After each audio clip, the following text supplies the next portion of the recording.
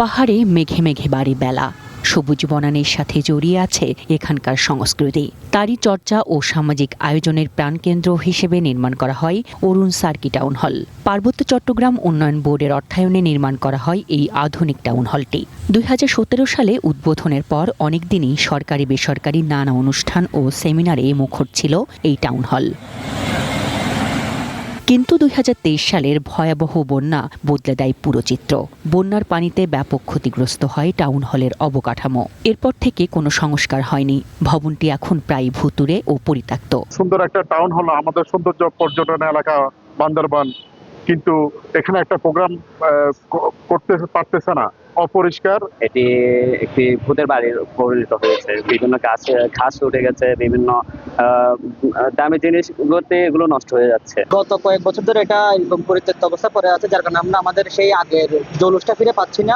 একে একে নষ্ট হয়ে যাচ্ছে ভবনের মূল্যবান যন্ত্রপাতি।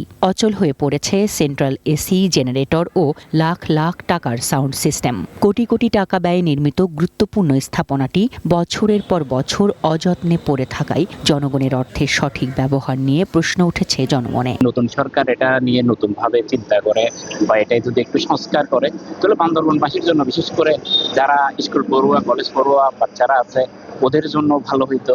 এখানে বিভিন্ন অনুষ্ঠান হইতো। আমরা চাই এটার জন্য আবার ঠিক করা হয়, যাতে এখানে আবার কালচারাল বিভিন্ন প্রোগ্রাম করা হয়। বান্দরবানের সাংস্কৃতিক অঙ্গনে বিশেষ অবদান রাখায় অরুণ সার্কির নামে নামকরণ করা এই হলটি রক্ষায় এখন জরুরি পদক্ষেপ চান স্থানীয়রা। এদিকে উন্নয়ন বোর্ড কর্তৃপক্ষ বলছে, জনবল সংকটের কারণে রক্ষণাবেক্ষণের জন্য এটি জেলা পরিষদকে চুক্তিতে ভাড়া দেওয়ার প্রক্রিয়া চলছে। ইতিমধ্যে বিভিন্ন অংশে যেটা বন্যায় নষ্ট হয়ে গিয়েছে তার সংস্কারের জন্য জেলা পরিষদকে মৌখিকভাবে জানানো হয়েছে। ওনারা বলেছেন এটা কাজ করতেছে, তবুও পরবর্তীতে আমরা আমাদের কর্তৃপক্ষের সাথে কথা বলে ওনাদের সংস্কার কাজগুলো দ্রুততার সহিত যেন বাস্তবায়ন হয় সেই ব্যবস্থা গ্রহণ করি।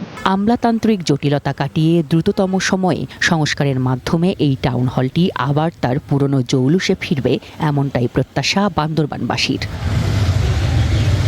One national desk.